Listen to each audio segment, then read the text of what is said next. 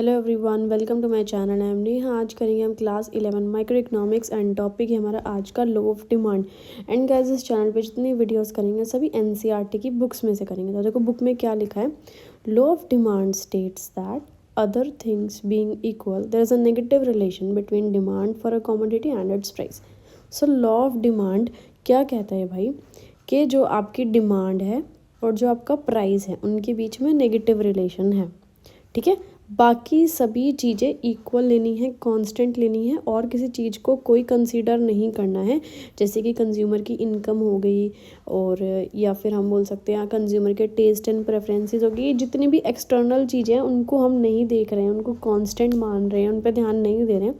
हमें ध्यान सिर्फ दो चीज़ों पर देना है। एक, जो भी प्रोडक्ट हम खरीद रहे हैं उसकी डिमांड और उसका प्राइस, इन दोनों के बीच में नेगेटिव रिलेशन है। नेगेटिव रिलेशन का मतलब क्या होता है कि अगर एक चीज़ बढ़ रही है, ठीक है, जैसे कि प्राइस बढ़ रहा है तो डिमांड घटेगी। ठीक है, दोनों उल्टी डायरेक्शन में चलेंगे।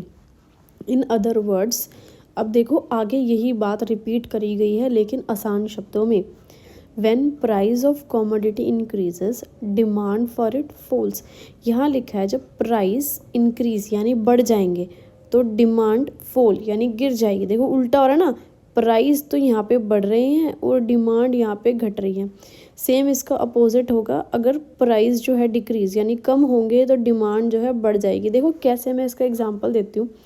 अब आप सपोज़ आम खरीदने जा रहे हो तो 100 रुपये किलो के आम मिल रहे हैं तो आपने उसे ख़रीद लिया 1 किलो।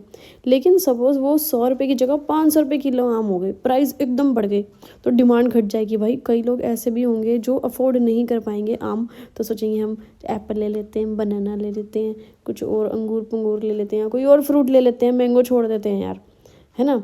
यही बात मैं यहाँ समझाना चाह रही हूँ कि प्राइस अगर बढ़ रहा है तो डिमांड घटेगी और प्राइस अगर घट रहा है तो डिमांड बढ़ेगी। इससे ये वीडियो ख़त्म।